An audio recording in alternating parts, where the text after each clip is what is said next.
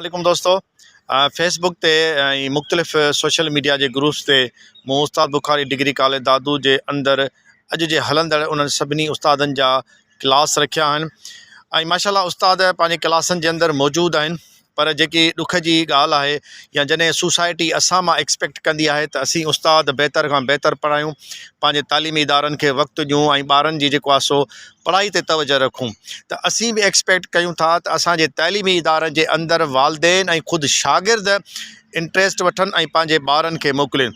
मूं तक़रीबन 6-7 टीचर्स जा उहे सभु क्लासरूम रखिया आहिनि।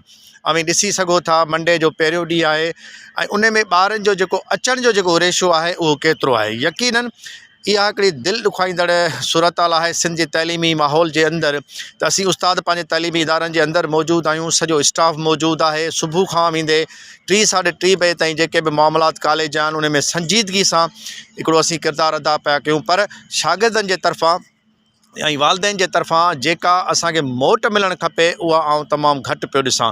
महिरबानी कयो, उस्ताद बुखारी डिग्री कॉलेज दादू जे अंदरि अव्हांजा physics, chemistry, biology, Sindhi, Urdu, इस्लामियात, प्रैक्टिकल, लाइब्रेरी ऐं एक्स्ट्रा कैरिकुलम जे हवाले सां उहे सभु जेके फॉर्मेलिटीज़ आहिनि उहे मुकमल तौर ते अव्हांखे प्रोवाइड कयूं थियूं वञनि। अव्हां महिरबानी कयो, पंहिंजी औलाद ते रहम कयो, हिन सोसाइटी ते रहम कयो, हिन तइलीमी इदारनि ते रहम कयो, छो त अव्हांजे अचण सां ई असांजी रोज़ी हिलाल थिए थी। अव्हांजे अचण सां ई असांजो जेको आहे सो दिलि खे सुकून मिले थो, असांजो जेकी दिमाग़ी जेकी असांजी जेकी पोज़ीशन आहे उहा मुस्तक़िम रहे थी। जेकॾहिं क्लास ख़ाली हूंदा ऐं उस्ताद उते पढ़ाए थो त यकीनन उहा नफ़्सियाती तौर ते उस्ताद जे चिड़चिड़ाहट जो सबबु बि थिए थी, छो त हिकिड़े ॾींहुं हिकिड़ा 3 अचनि था, ॿिए ॾींहुं ॿिया 4 अचनि था, ॿिए ॾींहुं अञा 5 अचनि था। त हिकिड़ो संजीदगी जो किरदारु सोसाइटी खे अदा करणु खपे।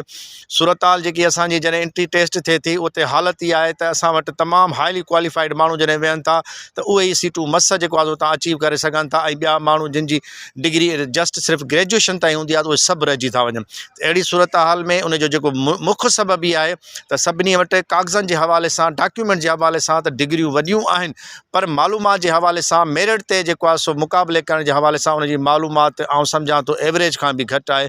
महिरबानी कयो, संजीदगी जो किरदारु अदा कयो। सॼी सिंधी क़ौम खे अपील आहे, उन सभिनी माण्हुनि खे अपील आहे त जिन जा ॿार तइलीमी इदारनि में पढ़नि पिया पर वञनि न पिया, उनजी त जेको आहे सो उते एनरोलमेंट त थियलु आहे पर वञनि न पिया, ख़ुदारा पंहिंजे ॿारनि जे मथां रहम कयो, सिंध जी तइलीम ते रहम कयो, हिन तइलीमी इदारनि ते रहम कयो ऐं इदारनि जे अंदरि वञो। सिंध जा सभु कॉलेज हींअर हलनि पिया। महिरबानी कयो, जेकी अटेंडेंस आहे उहा वधायो वधायो वधायो। पाकिस्तान ज़िंदाबाद।